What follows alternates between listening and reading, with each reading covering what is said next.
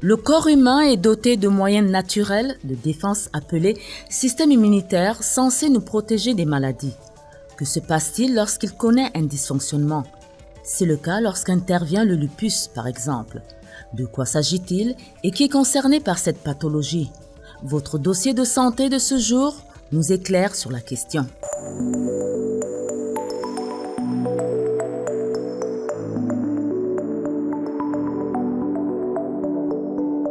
Le lupus est une maladie auto-immune, une maladie inflammatoire. Quand on dit auto-immune, c'est une maladie qui est due à un dérèglement du système immunitaire. Donc, le corps est constitué de ce qu'on appelle des anticorps qui sont des agents, disons, protecteurs.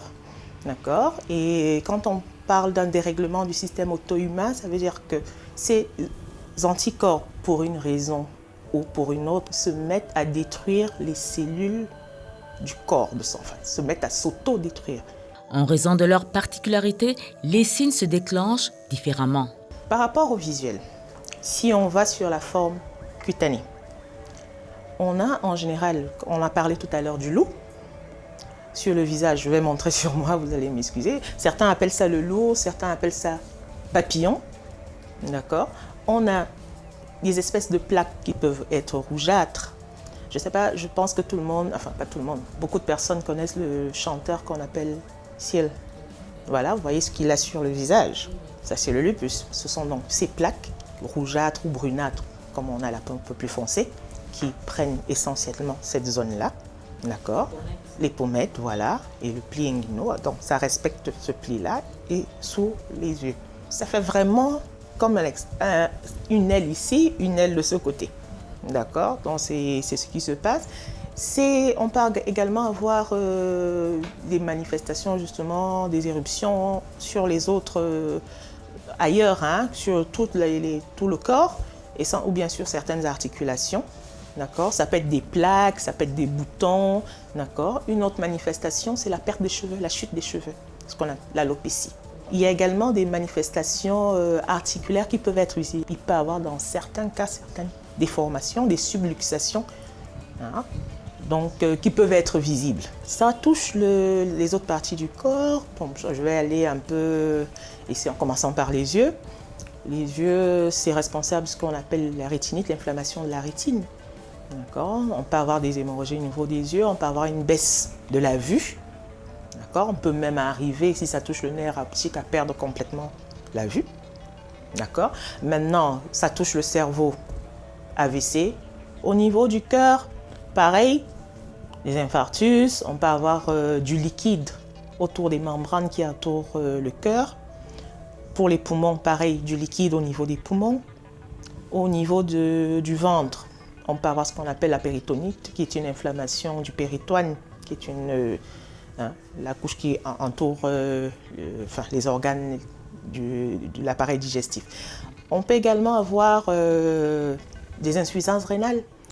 Pour les femmes qui décident de fonder une famille, c'est un parcours du combattant qui les attend. Une femme souffrant de lupus, peut tomber enceinte, mais c'est quelque chose qu'il faut vraiment coordonner. J'ai mené à bien cette grossesse, je n'avais aucun souci.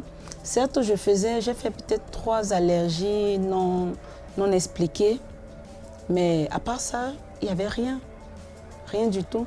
Mais selon ce que la gynécologue avait expliqué, c'est ça qui a été le déclencheur même de l'accouchement avant terme. La grossesse en elle-même peut réveiller un lupus qui dormait. Parce qu'on peut même, on ne savait pas qu'on avait son lupus et on tombe enceinte et tout de suite, les différentes manifestations du lupus peuvent s'installer. Parce que quand vous tombez enceinte, vous arrêtez le traitement. Ça veut dire que le corps devient agressif.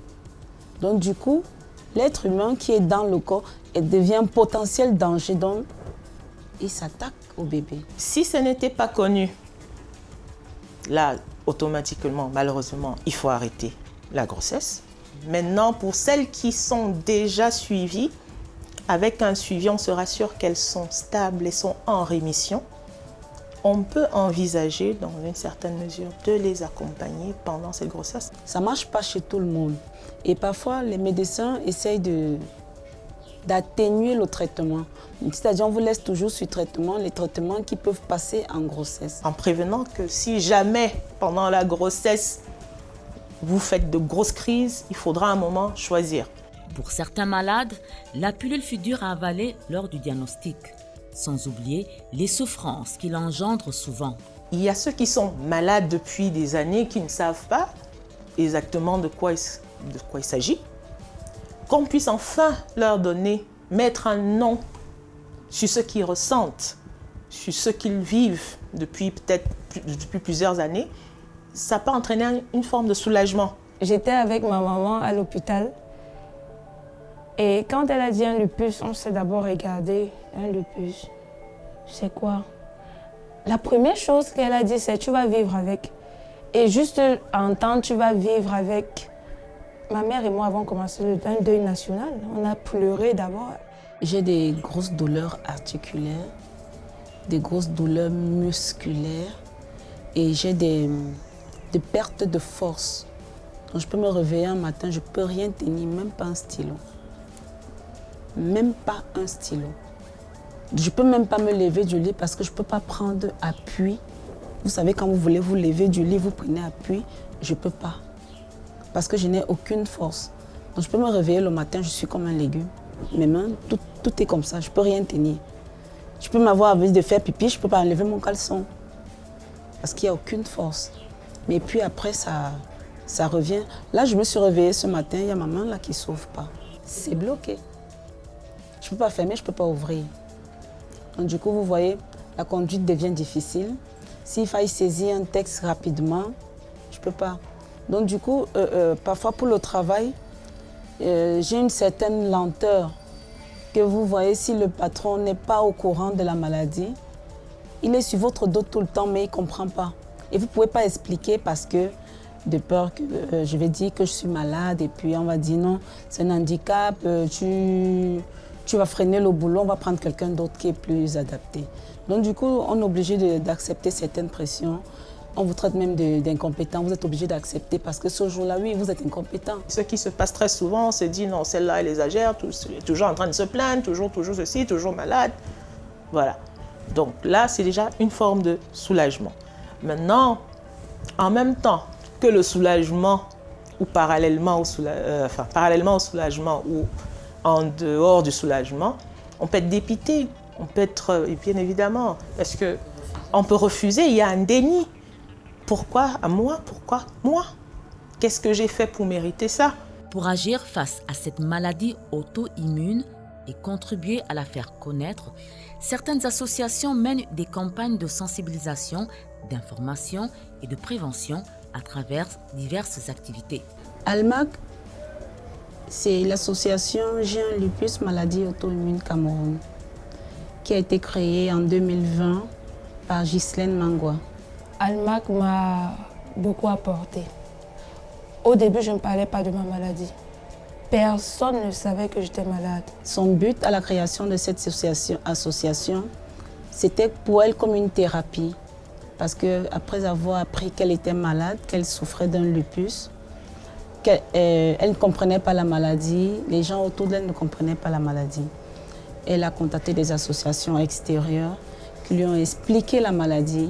Elle a compris la maladie, mais les gens autour d'elle ne comprenaient toujours pas la maladie. Elle a créé cette association et... Grâce à cette association, les personnes apprennent. Celles qui ne savaient pas apprennent, posent des questions, veulent savoir, sont curieuses. Et aujourd'hui, ALMAC m'a, redonné de la force, du courage. Avec les autres malades souffrant de lupus, ALMAC a pour but de les informer, de les éduquer sur la maladie et surtout de leur remonter le moral. Il n'y a pas que les malades, il y a les sympathisants, il y a les bénévoles, il y a les médecins, il y a les membres des malades qui sont là. Notre vœu, c'est que nous ayons d'abord un accompagnement par des pouvoirs publics et que nos sponsors réitèrent leur engagement à chaque fois. Peu connus au Cameroun, les malades atteints de lupus subissent des stigmatisations de toutes sortes. Ma meilleure amie, je lui avais dit, je souffre d'un lupus, voilà. Même en lui disant, j'avais peur qu'elle me rejette et qu'elle ne marche plus avec moi, ça il faut le dire. Mais elle ne l'a jamais fait, elle m'a toujours soutenue, toujours encouragée. Moi-même j'avais peur, le matin quand je me réveillais, je regarde mes mains et je pleure. Ça fait mal, c'est dégoûtant. Si déjà pour moi c'est dégoûtant. Et du coup j'étais obligée de marcher toujours avec les poings fermés. Et certaines personnes, quand ils voient ça dans ta main, pour prendre quelque chose de toi c'est compliqué. C'est pas évident. J'ai entendu par derrière une amie qui a dit, vous dites que Valdez souffre depuis, elle souffre de quoi? On ne connaît même pas. C'est quoi ce lupus-là? Moi je pense qu'elle a un sida. J'avais été heurtée quand je suis allée la voir, effectivement, elle a avoué qu'elle avait dit. Je me suis sentie tellement mal. Si pour certains, le fardeau est souvent lourd à porter, pour d'autres, c'est un combat qu'ils comptent mener jusqu'au bout. Le malade ne fait pas exprès et il ne fait pas semblant. Parce que la plupart du temps, on dit toujours qu'on fait semblant. Parce qu'on peut passer une nuit difficile et puis se réveiller en très grande forme le matin. Celui qui a passé la nuit avec toi te lance de mauvais regards. Parce qu'il ne comprend pas comment toute la nuit tu as fait la fièvre, tu souffrais, tu avais mal partout et puis le matin tu n'as plus rien. À un moment, le soir, quand tu refais ça, il n'y a personne qui te regarde parce qu'on dit « Ah, elle fait semblant, demain elle sera bien ». Moi, ce qui fait ma force, c'est que une fois que j'ai accepté la maladie, elle a arrêté d'être ce blocage-là. Donc c'est ça qui nous tue le plus. Soit on l'accepte, soit on rejette, on fait un déni. J'assume ma maladie, j'assume qui je suis. Si tu veux être avec moi, tu dois m'accepter comme je suis, telle que je suis. Beaucoup de gens comprennent certaines familles qui stigmatisaient leurs malades. Maintenant, comprennent certaines choses. Ils comprennent que le malade ne fait pas exprès et il ne fait pas semblant. Amos Bronson Alcott disait, je cite, « Être ignorant de son ignorance est la maladie de l'ignorant. » À bon entendeur, salut!